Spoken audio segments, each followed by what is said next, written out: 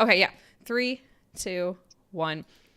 And we are live. Welcome, everybody Woo! who is here. Yay!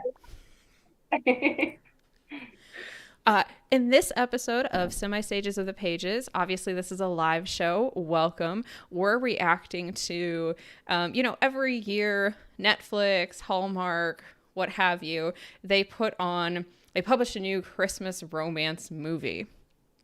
Or more than one. This year, one of the new Christmas romance movies that came out, one of the more popular ones, is called The Noel Diary. And we wanted to talk about that and also about Christmas romances in general, why they're appealing, how they work, why sometimes it feels like the same movie gets made year after year after year and we keep watching it and they keep selling it and, we keep buying. So And for those of you who are new to our channel, we are the Semi Sages of the Pages. We're an all-female podcast who loves writing and reading. And I'm Morgan. I'm Molly. I'm Teresa. And if you forget, our names are on here. Sorry, Molly. We always forget to introduce ourselves. We do. I just jump right in. I'm like, let's jump. Let's just, and you remind me to focus on the basics. Mm-hmm. And that's good advice for writing. Mm-hmm. Start with the basics. Especially romance that needs to stick tightly to the basics. So did this movie, Noel Diary, stick too tightly to the basics? Well, do we want to give a quick synopsis? Yeah. Yeah. Or just, okay. Who wants to do synopsis? If I do the synopsis, it's going to be in my way. So you'll have to clean up as I go. Except that we're live. I better do synopsis. All right. This isn't something that Teresa can fix in editing. All right. So Noel Diaries is a Christmas romance, as you know, and it features a main character who is a writer, and he's a very, very successful writer. And in his opening scene, where we get to see him in his real life, we see him signing books and women throwing themselves at him, and we see a very, solitary man whose one true love is at home, and then he goes home and he tells all the women, that he can't be with them because his true love's at home, and her name is Ava. And we come in, and of course, Ava is his dog. So he has no actual connection, with a female of the Homo sapien race, and he is having this, special connection with For Ava. reference, he doesn't seem to have connections with any human, really. No, well, he's nice to the housekeeper, and he does tip her well. He does, and she appears to enjoy his company. Yes, and in a non-sexual way. And he's very polite to everyone. He has manners down to a T. He does. It's very tropey. I mean, his house is a bachelor pad with lots of old, beautiful, rustic typewriters, and it's hitting all of kind of the marks of a bachelor pad, but a clean, very pristine. Clean writer bachelor pad. Right. Yeah. Yep. It's yep. It is a cliched writer bachelor pad. In every way. The cliches, the writers intentionally just the whole time, they just go really heavy for the cliches. And so we find out, he gets a phone call. We find out, spoiler alerts, obviously, from here on out, that his mother has passed and that he hasn't talked to her or his father in a long time. He goes home to clean up her house, and she's a hoarder. So he's dealing with all of these hoarding issues, and there is a woman outside of his window who's just watching him. Yeah, just keeps watching him. Watching. She's just standing there in the snow. Across the street. Across the street. Yep, to the point my husband was like, is this Michael Myers movie? And so from then on, I was out of the romance, and then it was all jokes from there. So I'm so glad somebody else made jokes during this movie. A lot of jokes. There was a lot. Yeah, well, for reference, the movie wasn't intentionally funny. It wasn't. Many Christmas romances are also comedy or humorous based. This was not. This was not intentionally funny. Anyway, continue, Morgan. Thank you. So the neighbor who's like the long lost kind of auntie character shows up and gives him great advice. I think she's the best actress in the film. The wise woman. The wise woman trope. Yeah, yeah, but it was the wise woman, the, you know, slightly crazy aunt. I agree with the aunt trope. Yeah. Yeah. And he helps her because she's an older lady. He helps her because he's a writer and he's successful. He helps her design this profile where she instantly gets her love life dream boy. So the older, I don't know, she's probably her 60s, 70s. She ends up having romance, which is very cute and nice. And of course, the love interest is this strange stock woman who is stalking him because The love interest with him, not the love interest with the crazy aunt. Yes. Oh, thank you. Because that Sorry. would be weird. No, please don't let me. Don't let me. I'm screwing up. I should let you do it. So he ends up with the girl that's standing outside the window. She comes in and she's looking for her mommy, and she's been adopted. And the last she could find out is that his parents, one who has passed away and a father, we find out from the neighbor, he doesn't want to talk to. He doesn't want anything Estranged. to do with. Yeah. Estranged, yes. But the father wants connections with him. And of course, he wants nothing to do with it. He wants nothing to do with the father. And he storms out, and it's his kind of brat moment that he's going to have to arc out of. And because the love interest convinces him that the only way she can find her mother and connect with her birth mother is to go to the father. He's starting to like fall in love. So he breaks down and takes her on this very wintry Wonderland escapade where they drive up to this cabin in the middle of nowhere off the grid to find his daddy. And on the way, they have to spend the night somewhere. And he makes a very, very interesting fourth wall joke that if this was a romantic comedy, there wouldn't be two rooms available. There would only be one. So then they go to visit dad. And for like 2 hot seconds, there's problems with dad. And then snap, they're the perfect happy family. And it happens really, really, really fast. You're editorializing. Oh, I'm being bad. No, you got much further than I would have gotten without editorializing. Keep going. Okay. Unless you want one of us to jump in, you can keep going. You can, no, I can do better. Okay. So then. You're doing really well. You truly are. I think by this point I'd had like 4 glasses of wine, so I'm doing good. I won't be able to not throw the next joke in because it was my favorite. Okay, so we connect with dad. Dad's super supportive, helps her connect with her birth mom, gives her birth mom's name, says that an address. Yes, and we find out that the main character had a brother, and the brother died. And when the brother died, that's what caused the family to fall apart.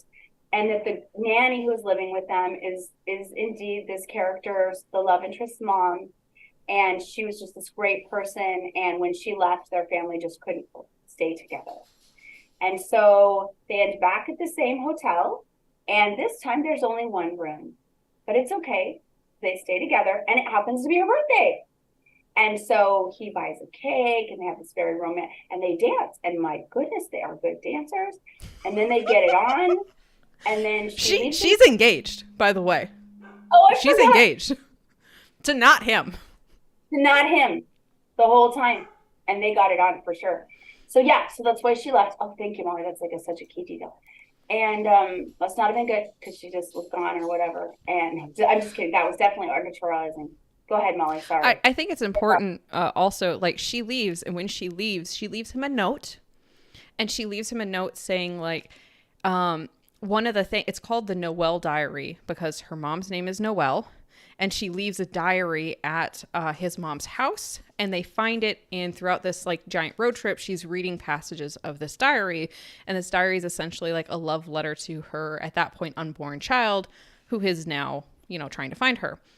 And when she, leaves the guy, she writes him this letter, and it goes and says, listen, I think I found my closure. I don't need to go meet my birth mother. It's enough that I have this diary. I know how she felt. I'm good with my life. I need to move on. This was a lovely evening, but I'm going back to my life. Don't try to find me. This was lovely, but I'm leaving now. I'm going back to my life. And she left the diary with him. Yeah, she left it with him. Sorry, I'm just trying not point. to editorialize. Yeah. And then, I'll finish it up. Yeah. So then Teamwork. Again, it wasn't 4 glasses of wine, it was like 2. So by 2 glasses of wine, he went to the birth mom to meet her. Yeah, he decided to finish tracking down the birth mom on his Yeah. own. And then had a very nice moment where, because she was his nanny. So, Who very he nice didn't moment. remember. He didn't No, he remember didn't her at remember. all. Yeah. Not one memory.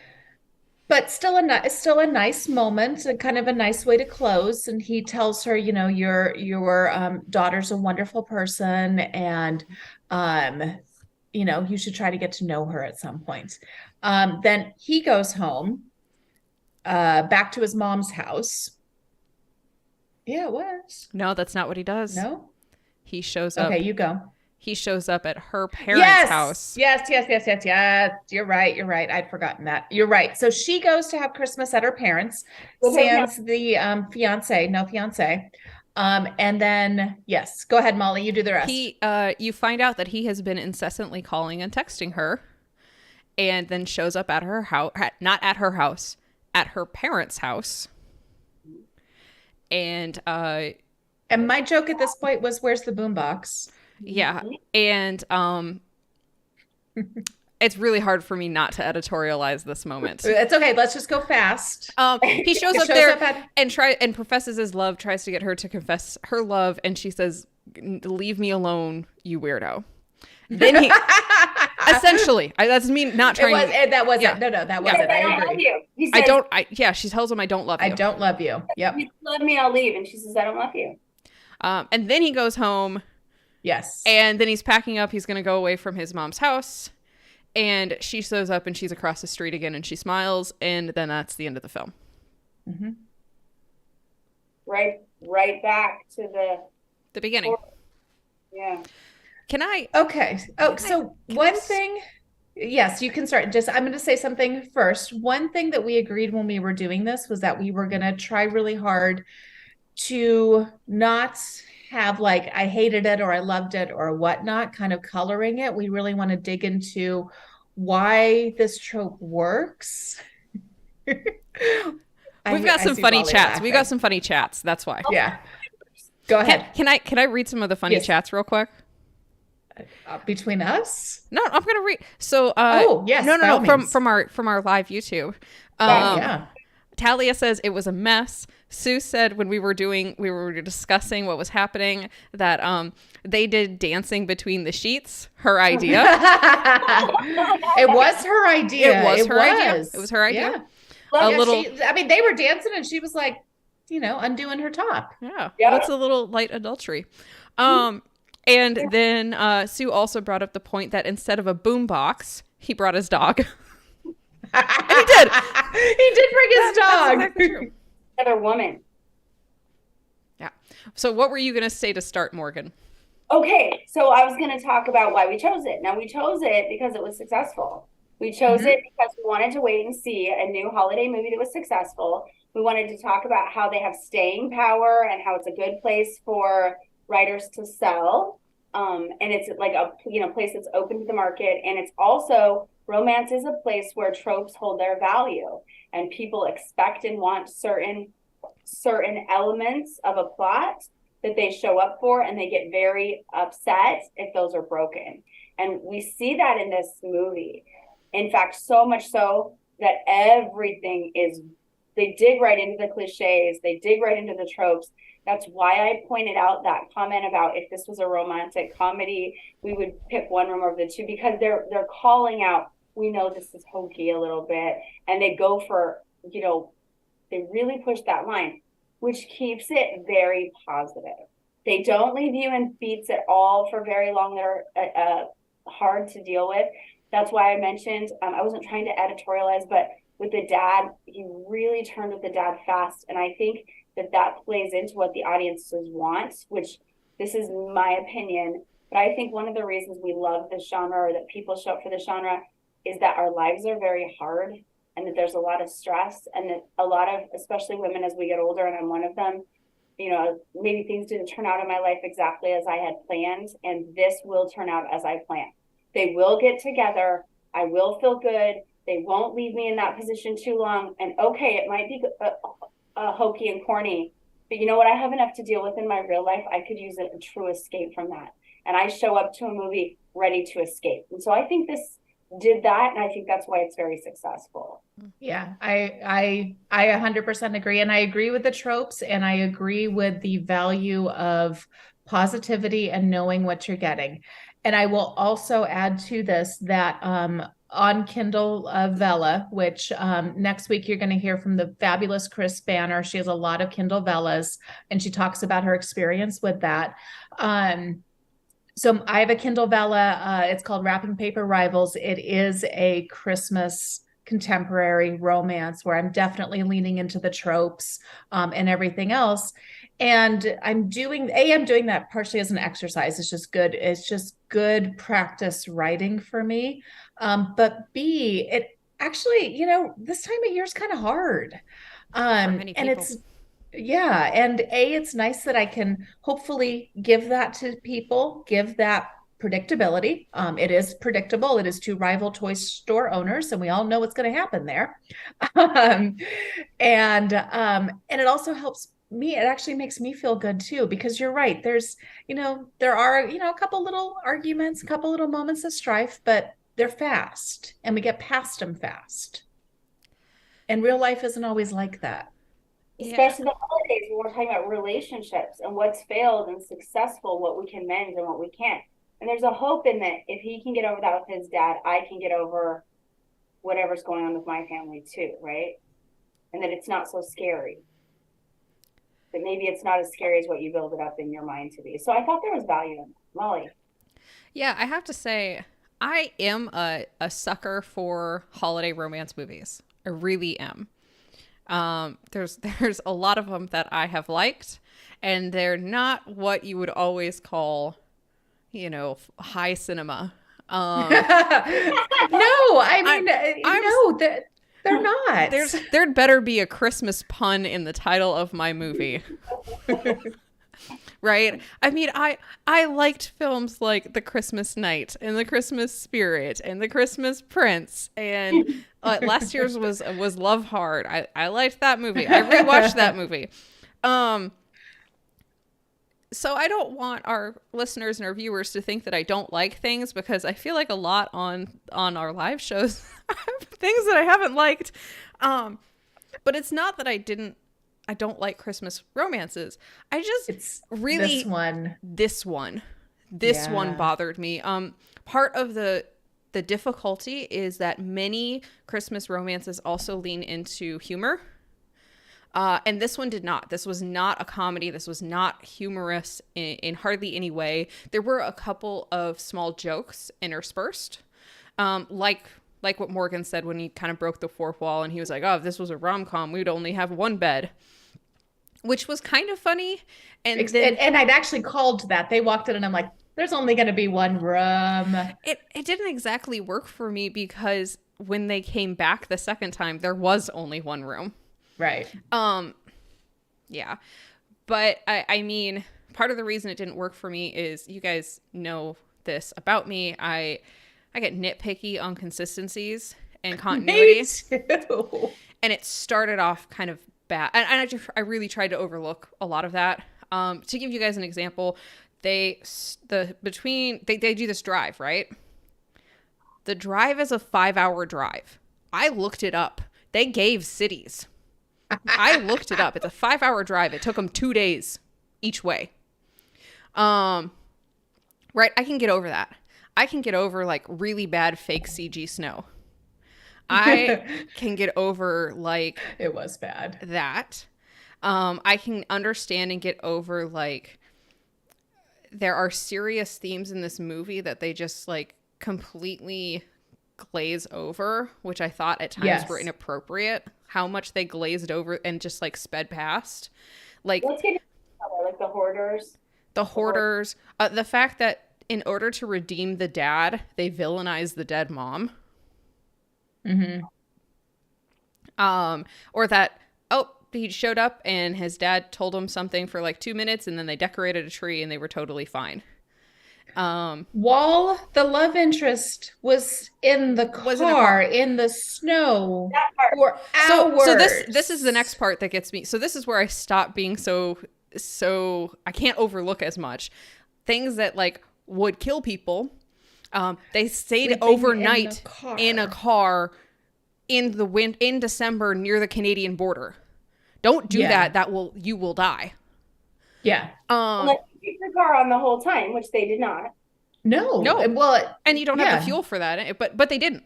They just, they just stayed there. And then he like was doing the whole Christmas thing with his dad and continued to leave the romance, the love interest in the car. And she was fine with that. Talia brings up a point, that the next one, the dog, the bad dog owner, and the dog kept disappearing from scenes. Like the dog would be there and then the dog just wouldn't be there. It's like animal abuse. There was, yeah.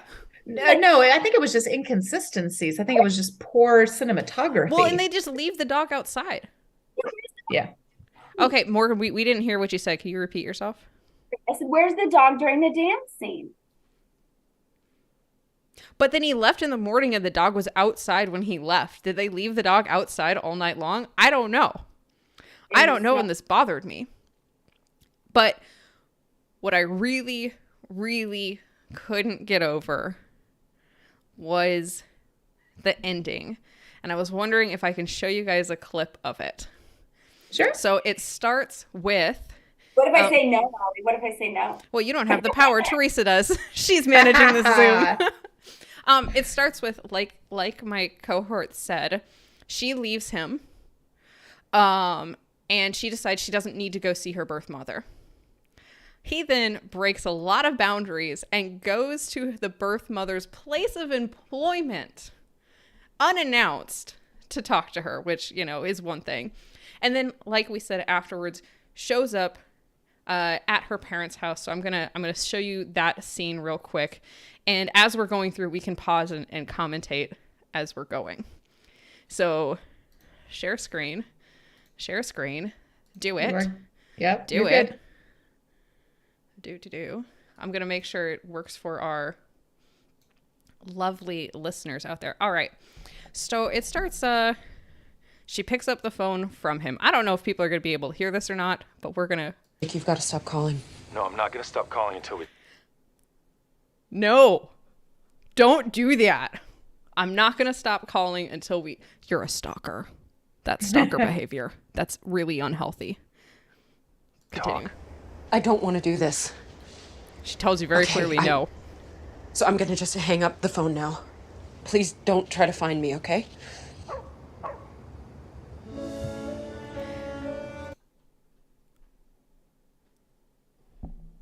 There's just so much wrong with this. And the film puts really, again, I don't know if you can hear it or not. The film puts really happy music there. Can you read the subtitles even or not? We could read the subtitles, but the sound didn't come up through. Sad day. Yeah, there's really like nice, happy music. That can be the end of the clip. But just that moment where she very clearly, repeatedly says, I don't want to talk to you. Don't try to find me. And not only has he like stalked her enough, it's not even her house. It's her parents' house. She didn't tell him where she lived. She didn't tell him where her parents live. It's like a lot of layers of bad. Morgan, you seem to have a thought here. Go ahead. I don't think you're right there. I think she lives Okay. in I think it's her room when she's in there. I think she still lives with her parents. Oh, that could be. I could see that. Still creepy. But she seems a little old. It How? looks like her room. So I'm going to flip this just a touch. I agree. It's creepy and everything else. Very tropey. Very, very tropey. We see this in a lot of the 80s movies, 80s and 90s movies. However, I will say the difference was he did stop. He did. She said no, and he stopped. He only stopped. He keeps at this for a little bit. He only stops when he basically gives her an ultimatum and says, I won't leave unless you tell me you don't love me. And then she says, I don't love you. And then he leaves. Yeah, I mean, I think that's unhealthy, but I think that's something we talked a lot about in our last two cultural episodes. Yep. I think it might. Yeah, we can move past it. I mean, I just think that's part of the trope. It is. Yeah, I agree. I think it's part of the trope. Oh. And so, and I think that chases are liked, and we can talk about boundaries and stuff of that, but I think that universally in stories cross culturally throughout time and even today, the chase in relationships is something that is desirable. I think you bring up a great point. And we talked about cliches and beats and stuff like that. I think one of the formulaic parts in a romance or in a Christmas romance is like this coming back together, right? Typically the couple They comes break apart up. and then they have to come back together, and there's usually some sort of, like you said, Morgan, a chase or a grand gesture or something like that. And that is what this fulfills. That is what this is doing in the story. That is why it's here. That is its purpose in the story. Mm-hmm. It is. Can I talk about one thing though? The engagement. That seemed like that was added on last minute, and I haven't read the book. This is based on a book, and so I don't know if that's in the book, but it seemed so odd, and it almost made me not like the characters. This character goes out to dinner with a love interest, which if you're engaged, it's already a little bit odd. And it's not like, oh, let's just run out to the corner store No, for it's a sandwiches. romantic dinner. It's a romantic Italian dinner where they're drinking wine and stuff like that. I don't, to me, I was kind of like, oh, this is a lot if she's engaged. And they kind of sort of start to hook up just a touch, and then she stops it with "I'm engaged." And then they end up fully hooking up, but then part of her reason for ending it is, oh, I'm engaged. And that just, I don't know, it just really rubbed, for both of them, it really rubbed me the wrong way. Especially because it seemed like, and there was one tiny scene with the fiance, but it seemed like it was such an add-on, almost to give a reason for them to break up. Yeah. And one of our people in the chat agrees with you, saying, I want my romances to be sweet and honest. I just can't get over the adultery. And I'm with you. I'm not sure why they made that choice. Yeah. Like, they could have had her be single, or, just like, hey, I don't want to be with you because it's not a right time for me, or something like that. Or they could have had her break up with her fiance before they hooked up, which is what many cliches are. Yep. Right? You see the cliche of, I can't be with you because I'm already with someone else. But typically they solve that problem by they break up before adultery happens. Yeah. It was You've Got Mail. That was done so well. Where in You've Got Mail, the two characters, Tom Hanks and Meg Ryan, have love interests. And the breakups for the love interests go very well as well, where Meg Ryan, they're just like, I don't love you. And he's like, I don't love you either. And they're like, oh, then this isn't going to work. And it's just like, okay, cool, but we're still good friends. And then Tom Hanks one is a little bit more volatile, but not really. But they are broken up before they reunite, before they decide to start a romance. And that was done well. Can I add, I think they have some problems with just general characterization. And because I'm not going to be as unforgiving about like plot details as I am about the fact that I did not like them. And this is before I even knew that she had a fiance. That just added fuel to the fire. And then I was like, see, I knew something was weird about her. And for me, it was like, why are you standing across the street staring in the window? Why are you being a weirdo? And then the whole way she came in, and he had her come in, but he didn't get up to meet her at the door. And then she just walks in, and it was all very strange. So if you saw a man, let's flip this. If you saw a man, okay, you go. No, go. That was my point exactly. From the minute we did that, my husband was like, flip that for a second. let's say a man is out there and then he walks into your home with that same attitude, you would immediately think he was fleecing you. For the first 15 minutes of the movie, I was like, that girl she's working for somebody. She's going to try to like screw him. The whole novel is going to be about her coming to fleece him for the house. She watches people who die. She shows up. She tells him this story.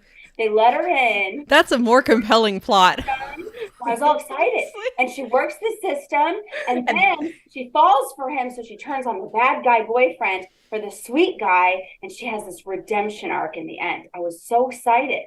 I like that plot. Romance.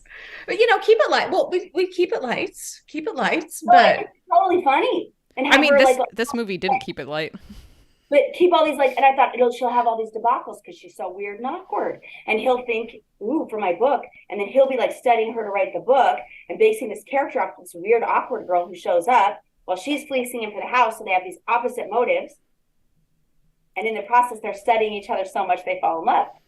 That's what I thought I was getting. Aww. That would have been And great. then there's the creepy scene where he looks at her legs. I was like, I thought this would go different. I thought this would go differently. So for people, go ahead. I was going to say, like, one thing I noticed as a writer in the beginning, they're setting it up. He's a bachelor. He's alone, that kind of stuff. One of the things they set up is they like tripled down on the stereotypical things you do to build likability with a character. Right? The first one they do is he is nice to random people, and he's nice to random people who are being weird and not being that nice to him. I don't know if he was. They were giving him money. People give me money, I will be nice to them. But he was polite when someone hit on him. Okay, well, that he has a dog and he was nice to the service person, right? like they really tried in the beginning to like really hard hit on, oh, he's a nice guy, and build up like likability for him. Mm-hmm. But I agree, by like the middle of the movie, I didn't like him either. I didn't like any of them. I never liked him. I liked the ants. Oh, okay, not the ants. The character who's fulfilling the ant role. I thought her relationship with the random guy who gets like 2 lines of dialogue was more compelling. Yeah, it was a more compelling romance. Because her character was fleshed out. She had personality. She had charisma. She was interesting. She had perception and wisdom. And when she spoke, it wasn't these trite lines. Her dialogue was rich. And she was the only character who had rich dialogue, other than I do think they tried with the dad.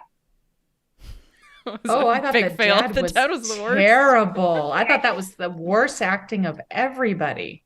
Not acting. I think they tried really hard with the dialogue of the dad. I think he overdid the acting, but I was like, it was so thick that it reminded me, the whole dad scene reminded me when I'm coaching young actresses or actors, when I'm saying to them, pull it back, pull it back, pull it back. Because instead of letting the silence shift between him and the dad, they were so afraid of the silence that they had that dad just keep pushing over. At least that's how I read it.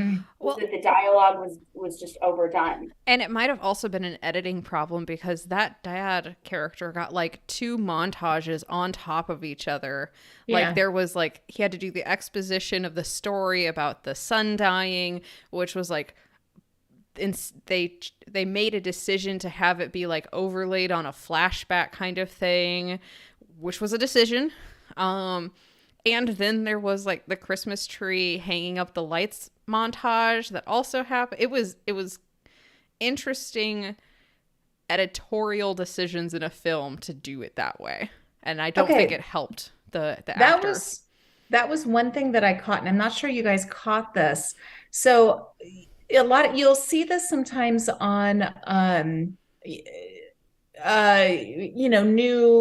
artists, new filmmakers, where a scene just isn't right. They think it's going to be good, and there's background noise, or it just doesn't quite come together. So they do some fancy editing where they turn it into a montage, or they'll take the sound away, and then you just kind of have like music and people kind of chatting and laughing with each other. I always feel like that's almost an error that was made, and they're like, well, we got to have something in here. There was a lot of that. The train lights. Yes. Oh God. That was, okay. So let's go back on why I think story-wise what the decision was and why I think we all think it was not the decision I would have made. So we talked about how this character had a brother who died. She goes and asks him about it, kind of thing. They are in a car, and he starts... love interest, yeah. The love interest. They're in a car together. It's just the two of them. And he goes to start explaining what happened. And he gets far enough along on talking about, like, oh, it was Christmas, and he wanted to hang an ornament in a tree, and he started climbing up the tree. And then before he actually finishes the story, it does this this choice of a cut where the train comes by and then the sound of the train covers up him actually saying what happened.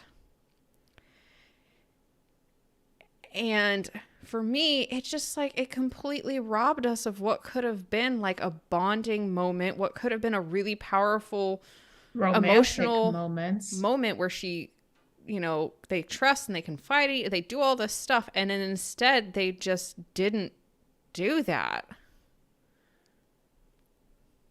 Well, okay, so the choice was made. So, okay. But yeah, why did they make this choice? So they made the choice to hold that back from the viewer and to have that exposition happen with the father.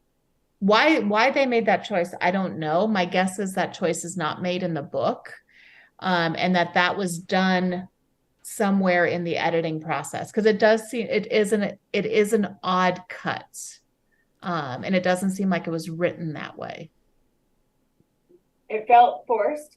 It felt like they were trying to drag out the reveal. Yep, agreed. Their beats were off. And so because their emotional beats were off, they tried to drag and hold this moment through a reveal. And then they started making all kinds of logical errors, like leaving them out in the snow. So we're all waiting for the reveal while they're making all kinds of very strange choices, like random man in the woods finds out his son is coming to visit him after 30 years, so he cuts down a tree. Instead of inviting them into his house. He's just waiting for them to wake up, hoping that they didn't freeze to death. Overnight, yeah. Didn't bring out like hot coffee and say, oh, come in or something normal. Yeah. No, he has to go walk not far through the woods, but a little bit through the woods to find his dad chopping down a Christmas tree that his dad is chopping down for him. What? Yeah. I haven't spoken to you in 35 years, but I'm chopping down a Christmas tree. And there's no story behind that. So there's nothing like, because our son fell from a tree, we quit doing Christmas trees. Yeah.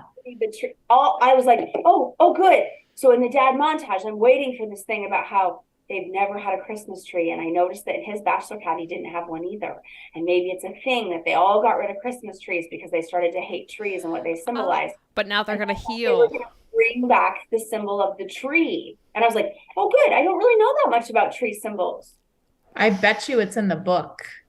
I'll bet you it is too. I bet you that is in the book. Here's the other one that I thought they almost got, and then they entirely missed. Because they almost got to really this interesting story of grief and how families deal with grief. Mm-hmm. And, they have a son who dies. The parents end up divorcing. He gets estranged with his father. His mother ends up having mental health issues. She becomes a hoarder. He gets estranged from his mother too. And there's these really interesting things that parallels you could draw about family and coming back together as a family and healing, and what death will do to a family and how it maybe causes mental health issues and how you can come back together. And loop that with Christmas. Yeah. But then they kind of threw some of the ideas out there, but never actually tied them together. Never actually closed the loop on these thoughts. And even the mom is a hoarder thing, they say the mom is a hoarder, but when it doesn't even look like her house is a hoarder house. Yeah, right. They clean it in one night. And it wasn't dusty or anything. No, I was like, this clutter. is the most organized hoarded house ever. It just had clutter. It was a cluttered house. It is supposed to canonically be, I checked, it's canonically supposed to be that his mom was a hoarder. But I think it's one of those things that Morgan is talking about with the logic and stuff like that. I don't think they wanted to actually show a hoarder's house. Oh no, they're filthy. They make you feel lucky, and you don't want that with the Christmas thing. But I wonder, like everything you're saying, Molly, could have so gone back to the family tree. It could have. And how family trees are messy and branches break and how Or the thing, he chopped down the tree, right? The kid fell out of a tree, so they chopped it down. And it broke the family, right? And then there's the whole thing about the painting. Then she paints the tree back in it. So the ideas are almost there. Yeah, and that was like nice, but I was like, and he was happy. He's like, "Oh, you put the tree back in there," and she's like, "I did," and I'm like, "Why? I miss it." Yeah, cool. I'm glad that made you happy. But yeah, thanks for adding the tree that killed my brother. Do I like this? The nice aunt lady who lives next door that's a painter, if you don't know. Yeah. She painted him a Christmas present. There's a picture. She's a painter. She put the tree in. I wanna shoot it over to some of our comments here because they're quite insightful. By the way, everybody that's commenting, thank you so much. Yeah. First thing, everybody agrees that 1, You've Got Mail was very good. And 2, Morgan, if you wrote that Christmas movie, everyone says they would watch it or read it. I think you should. You did for me then. We have someone who brings up, they didn't like how first Dad was the bad guy, but then he turns it on the dead mom who can't defend herself, and then she becomes the villain and the bad person in the film for keeping those two apart. And this person says, just because the father wrote some letters, doesn't make up for years of staying away. Mm-hmm. Mark goes in and adds, well, any normal emotional reaction arc for any of the characters would have helped. Wow. And then my favorite one about the hoarding was, and why were there a bunch of empty water bottles?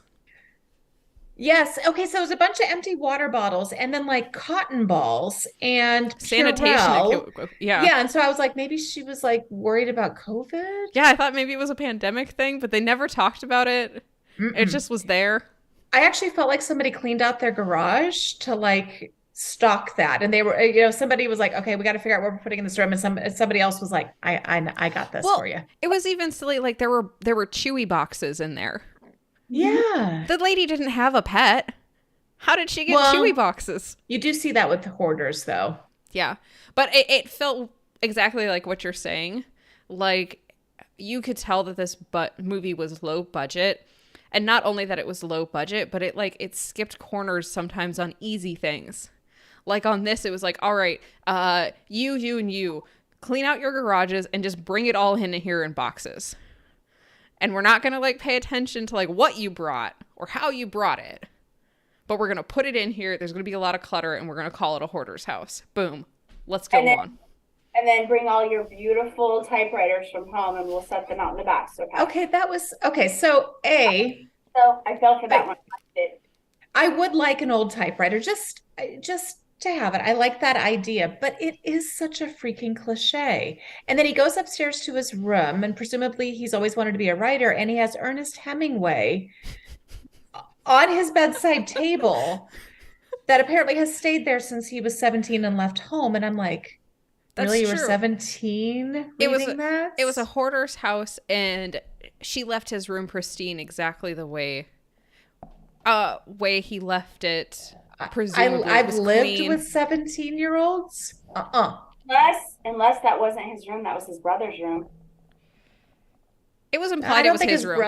I don't think it's room. Yeah, because he picked up the ball and was remembering with the basketball nets. Again, this is how I would have done it. You think it's his room all the way through, and then you find out it's his brother's room. That would have been interesting, but they didn't do that. Nope. Or it's also an interesting commentary, the whole house is a mess, but she left her son's room clean and untouched. Right? There's an interesting commentary somewhere in there. There is. But they didn't go there. And again, I would say that is in the book. I hope. We don't know. But okay, haven't you guys, okay, we've all read books and then watched the movies or TV shows and been like, you're missing, like, you're not tying the pieces together. I'm dancing thumbs agreeing with you. It's my new thing. When I agree, I'm going to dance my thumbs. It's like Christmassy in my head. I don't know why. I love it. Okay, so are there any questions from our listeners? Like anything they want us to talk about, rant about, try to fix and make better? We will give them a couple of minutes to think about that one. While they're thinking about that one, my other pet peeve was like, I thought the love interest character started kind of interesting. And she speaks like 5 different languages, and she's going to, go be a UN translator and all this kind of stuff. And you're like, okay, there's a person behind this. There's a person with motivation and drive and dreams and wishes. And then they just disappear. I just think that's why we knew she was going to fleece the house. That good. So I'm like, see, Rhett, look, I'm telling my husband, it's proof, right? I think the hallmark of Hallmark. like a really and sometimes of a really, I'm gonna say bad movie, right? We try when we're on Culture Club that it's not about whether we like or don't like things, it's what we can learn. But I think when you encounter this in a story, you know that it's lost you. And that's when you're watching the story and you're distracted by things that shouldn't matter in the story.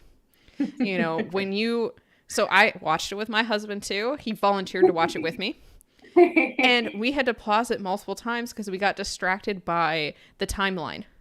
And people kept talking about 35 years ago, 37 years ago, 20 years ago. I left when I was 17. I'm this old, and we got distracted. I got distracted by that too. I was like, how old is he? And I was 4 at this point, and my brother was 6. And we got distracted, like looking at that. We got distracted trying to figure out how long it would take to drive from Bridgeport, Connecticut to the Canadian border in Vermont. Like, these are things that don't really matter. And or like Morgan's talking about, she was talking with her husband about, look, she speaks all that, this is the fleece. And you're distracted by things that don't matter in the movie. And you're distracted by like what's not happening on the screen. To me, that's an indication that the story, you're not invested in the story, you're not invested in the characters, because I can forgive plot inconsistencies and stuff lacks of error or judgment, all that kind of thing. I can forgive if I'm invested in the story or the characters. Absolutely. But I wasn't in these. No, did anyone else get obsessed about the neighbors, the snow in the neighbor's hair not melting? Because I did. Oh God, the snow's so bad. Morgan. No, I'm just agreeing that, she thumb danced. That I agree. I agree that was really annoying. And I think for me, the dialogue was, I'm just going to say, it left a lot to be desired. It was very exposition-y. There was no hints at anything. It was so, this is my motivation. I'm going to tell you what my motivation is, which is why I was so convinced she was fleecing him. And then what I realized is, no, it's just bad writing. So instead of, like, in good writing, we have subtlety and we're not exactly sure what's going on. And we always have some hidden motives, And so they tried to do that with the fact that she was engaged. But I think it just made her very slimy. Mm-hmm. She was engaged and she wasn't even being honest with her fiance that she was going to dinner with another man, which also going on a road trip with another man. Just the security on top of all the infidelity issues, which amen to whoever said that, below about can't get over the infidelity issues. But hello, security. Like, I can't tell you how many times I yell at my daughter, you will tell everybody where you're going, and there should be a tracker on your phone and who you're going with. You've just met on a road trip overnight and not tell anyone, to me is like, please don't teach our girls that. Like, do not teach, like, I do not ever want anyone in my life to think that that's okay. Yeah, I agree. For both of them. He shouldn't. Yeah, he also just was like, want to go and find my dad? In order to find your mom? Yeah. Yeah, both of them. Should we turn to some questions here? We should. All right, we have a couple of questions here. The first one is kind of a goofy question, but I love it. It's Talia asking, what do you think the dog's happy ending is? Did she find a new home with people who love her? Aw. I think people loved her. I just think there was just poor cinematography decisions. So yes. I think so, because I think whoever owns that dog and lets it do movies takes really good care of it. There you go. It was a pretty dog. Really you pretty, go. very healthy, very well trained. But Talia, I feel like you would be a great owner. So her happy ending would be with living with someone like you, for sure. Aw. Aw. And then here's her actual question. What is your favorite holiday romance movie and holiday romance trope, and why? Okay. I don't know the name of this holiday movie. And it's old. It's probably 20, 25 years old. But it was about, and I don't know if people saw it, so I'm going to try to describe it, and maybe somebody in the chat can be like, I know which one that one is. It was about a Martha Stewart-like character who she had a TV show and she was a cook and everything else, and she lied during it and was like, my husband, my son, my daughter-in-law, da da da da da da da. And then they decided to do a live show with her family in her made-up home in the mountains. So they had to like hire people and go to the cabin in the woods, and then they had a special guest, like a outdoorsy man celebrity that I know what it was. It was that a cabin had burnt down and her like cookbook was the only thing that survived, and so they invited him to the live show. And of course, it's this house of cards, where she's lying and she's like, oh yeah, this is my husband, and it's her producer, and her son is like her best friend's creepy husband. And it's funny and it's cute and it's very, very tropey, and I enjoy it. I can see people are trying to Google it. No, I was Googling my answer. Oh, Did you Google my answer? thank goodness, because I just fumbled all around with like, I watched this movie and I really enjoyed it and I don't know the name of it. I'm going to go older. Go for it. I'm sorry to be honest, but I'm a White Christmas girl. Oh, I love White Christmas. That is my romance. And so for people who don't know, I had to Google their names. So it's Bing Crosby and Danny Kaye, who are performers for the World War II. And they go to this inn with their old buddy, and they're going to perform to save I think he was the colonel of their troops. He was the general. General of their troops. Because remember, they sing the song at the end. Mm-hmm. And they basically help him save his family and his beautiful little cabin, and then they fall in love with the other actresses, and it's very, very sweet, and it has good beats about keeping them apart for good reasons, and a little bit of love triangling, but not too much. No, and the sisters are well thought out characters. These are actresses after World War II that are trying to make a name for themselves. They are independent, but they also do, they don't mind getting married either. It's not a bad thing. But if that doesn't happen immediately, they're okay with that too. I agree. It's well done. It's not as sappy as some of the older Christmas movies are. And it's beautiful, and the dresses are beautiful. And oh my gosh. Okay. You just Googled it. The sister that's the dancer. What I was trying to look is the name of the girls. And I think unfortunately, I think she died of anorexia, but she was a fantastic dancer and very, very popular on Broadway during that time. But she's amazing. She does that tap number where she's wearing the yellow dress. Oh my God. And the man, by the way, trivia, I also love White Christmas. In that number where she's dancing in the yellow dress, the man that she's dancing with is her real life husband, who's also a dancer. And I think you're talking about, I have the two names of the gals. I'm trying to remember which is which, but it's Rosemary Clooney and Vera Ellen. I think it was Vera Ellen. I think you're right, because Rosemary is more famous for her singing. Yeah. And that's so old, you guys. I'm sorry, but it's 1954, but I love the purity of it, and I love the nostalgia of it. And then, of course, Vacation. Gotta just... I'm gonna go with a little more modern. I really like. So we talked about You've Got Mail. Love You Got Mail. I also like the movie the Holiday. I love that movie.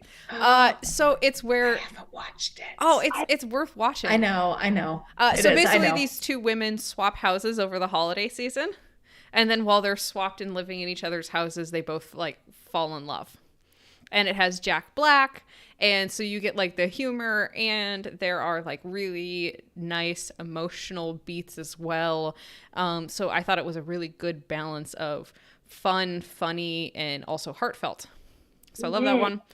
And then if I'm going with like a more modern, like I don't want to say trashy, but maybe less of a blockbuster one, right? More modern, less of a blockbuster one. Dude, it's so hilarious. I don't know why I love it so much, but The Night Before Christmas. It's so, if you're not familiar, a medieval knight, Knight, gets teleported into the modern day. That's it. And then he falls in love with a woman. Okay. That's the plot. Sometimes, okay, so one day I would really like to write one of like a true like time travel one where somebody's mind is blown, not literally, by coming to our time.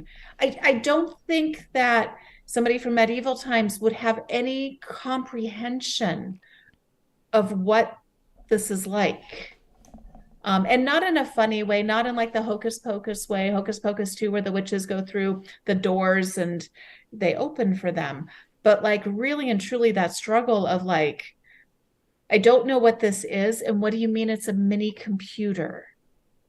Yeah. I think that is maybe a topic we should talk about on our podcast on a different episode, because that's a lot. There's a lot in that. And I don't want to take us too far down the rabbit hole there. But I want to know what are our viewers saying about what Christmas shows I should watch? Because I was just saying Holiday and White Christmas. You pick Holiday, so it's so cool, and I'm sure they have really cool suggestions. So far, I think we still have to tell them our favorite holiday trope. Mine has to be when the couple comes together and kiss under the mistletoe. Do you guys have any? I'm a big fan for the fact that Christmas romances involve extended families. Yeah. So I really like the ones where they go home and meet the family and the mom's neurotic or the dad's, and then they come to like, maybe they go home to meet, they're engaged for the first time or they're meeting mom and dad's family. I like all of those tropes. And I love how they You like the home for the holiday trope. Yeah, I do, because I like how it tests the relationship with different characters and creates meaning of extended love instead of always intimate love. I like and to jump off of kind of what Morgan's saying, I like the trope of one of the love interests doesn't have family, and is lonely, which happens in Wrapping Paper Rivals. And then the love interest is like, not only do you get the love interest, but you get the love interest family as well. And it just ties the bow so nicely. And then you have that beautiful Christmas Day scene of everybody coming together and the love interest being accepted into the family. And then like that, see, I'm like tearing up.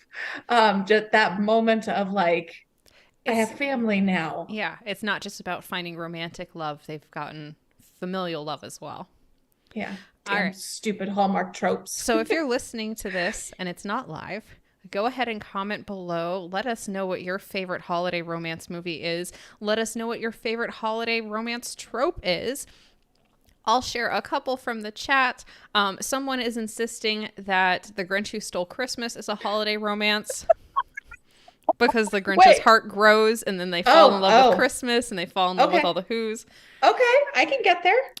I'm giving them extra credit for creativity. And then someone else mentioned While You Were Sleeping. That was the one I was trying to think of. Yes. Amnesia for the win. And then someone's favorite trope is they kiss and it starts snowing. Oh, yes, that's a good one. That's a good one. Or a wishing star. Don't they do a lot of like falling stars? Yeah, star arcs across the sky. Hello, Toby's Toby. favorite is when they cook food together as a family. Because Aw. he's a fatty who loves food. Toby is a Halloween trope, not a Christmas trope. Oh, don't tell him that. Oh, and one more just came in. Awkward ice skating dates. Yes. Oh, yes.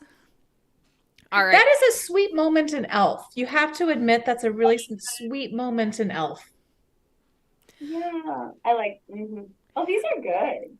These are good. And keep telling us again in the chat down below. We love you guys. We're going to start wrapping it up.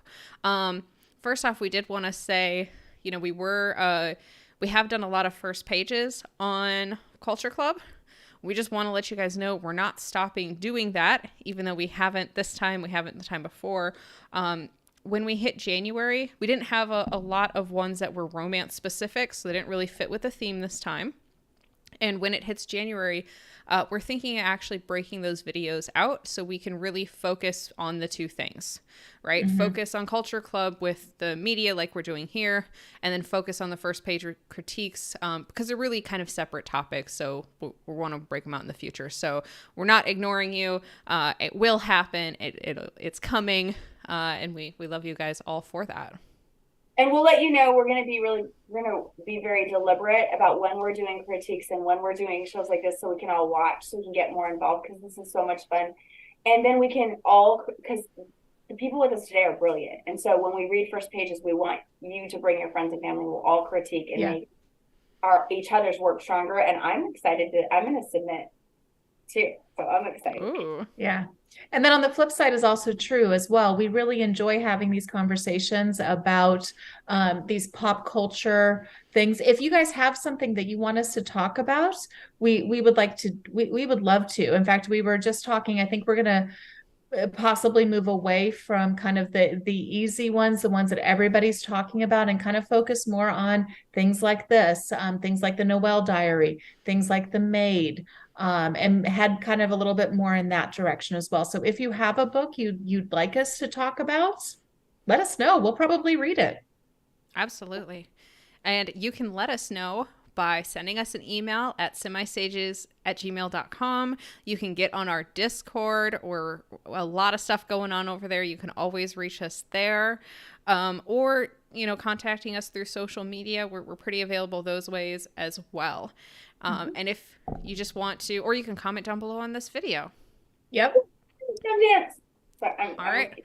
And if people want to support us, what kind of stuff can they do, Teresa?